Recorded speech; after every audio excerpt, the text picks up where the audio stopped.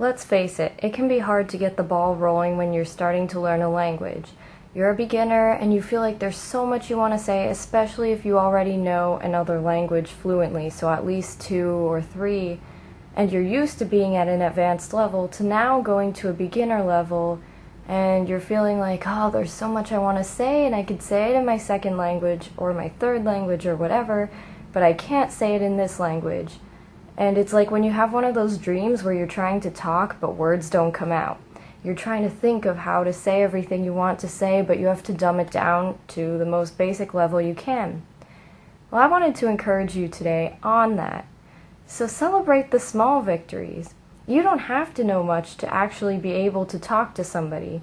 Now, I know you might not be able to have a fluent conversation in the beginning, but just put what you know to practice and you may be surprised, and it may even motivate you to continue learning, especially in that beginning stage where you're feeling like, oh, I can't say much, I just want to be advanced already. So when I was in high school, my junior year, I had met a Japanese guy at my friend's school. He was a student there. It was some kind of private school with students from all over the world. Now, I had met him on my way to go see my friend in a play, and I told him that one of my other friends who was with us was learning Japanese. So initially, I planned for them to talk to each other.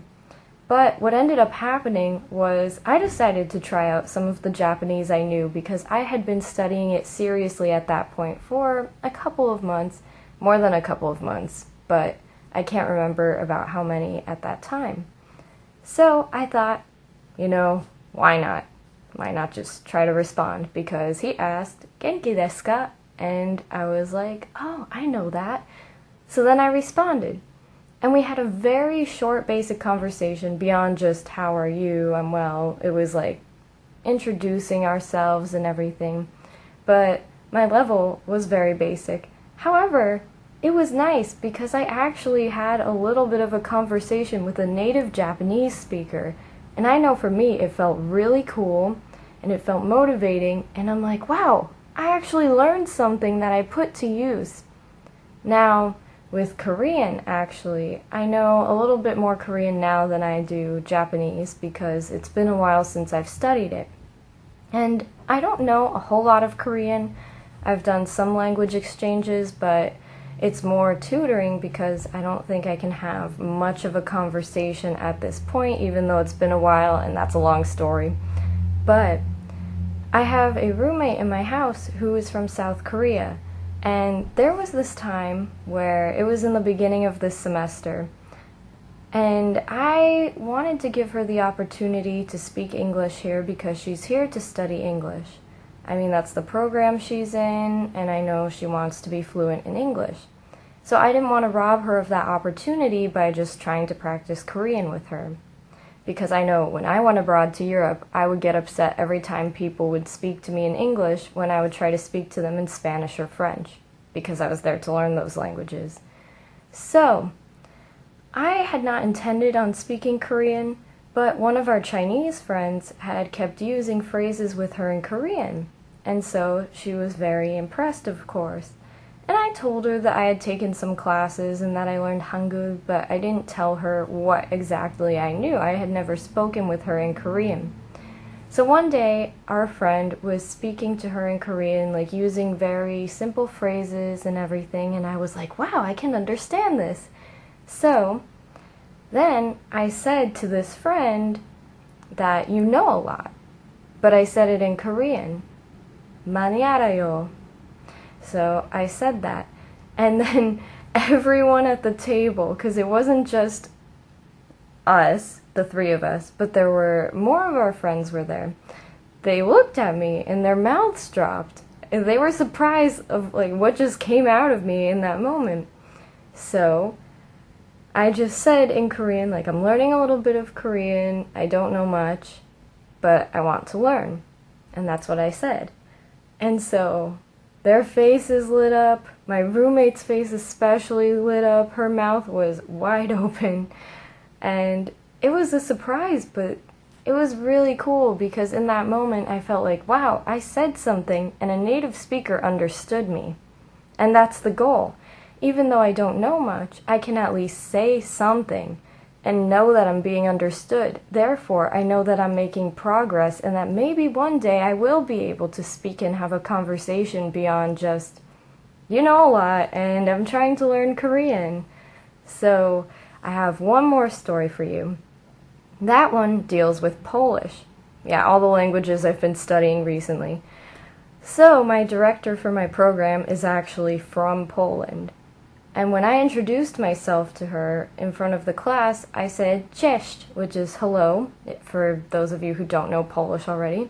But I said that, and then I introduced myself in English because I didn't want to take it too far or anything like that. But I said hello, and then she asked me after, during the break for our class, she asked me where I learned Polish or where I was learning Polish and why. So I told her about my grandma, and that my grandma no longer speaks Polish, but that I was learning it for that purpose over the summer. So then, ever since, I try to incorporate Polish here and there with her and see, does she understand me? Am I speaking right? So we were at a get-together one day, and I said to her that the food was tasty, which, if you are familiar with Polish Duolingo, you would be familiar with that phrase, because they really drill that one in you. And then another one was I wanted to talk to her about my project. Now, this wasn't a phrase in Duolingo, but I was able to put it together based on my knowledge of Duolingo, because even though I finished my challenge about, September, October, almost 3 months ago, I think. Even though I finished it almost 3 months ago, I have not studied much Korean or Polish at all. A little bit of reviewing here and there, but I'll talk about what I've been doing in a future video, like my program and all that. So anyway, I said to her, I need to talk to you about my project. Now, she didn't correct me or anything, so I have no idea if what I said was correct or not, but she understood me and she responded, okay, in Polish. She said, yes, tak. So she said that to me, and I was like, wow. This is so cool, she understands. So anytime I could throw Polish in there when I speak to her, it's really cool. And it feels like, wow, I really learned something, I didn't waste my time. And these languages are not useless because I'm using them. I mean, who knew that my director would be Polish and that one of my roommates would be Korean? You don't really find that commonly in the area where I am anyway. So I thought that was really cool, and I wanted to share those stories with you because if you have some kind of small victory, I want you to celebrate it, because that's what will motivate you to keep going further and further, not just the big milestones, but rather the little things that add up. Do you have any stories of small victories recently or throughout any of your language learning journeys? If so, please leave your story in the comments, because we can all encourage each other through these small victories. Alright, I'll see you next time. Bye-bye.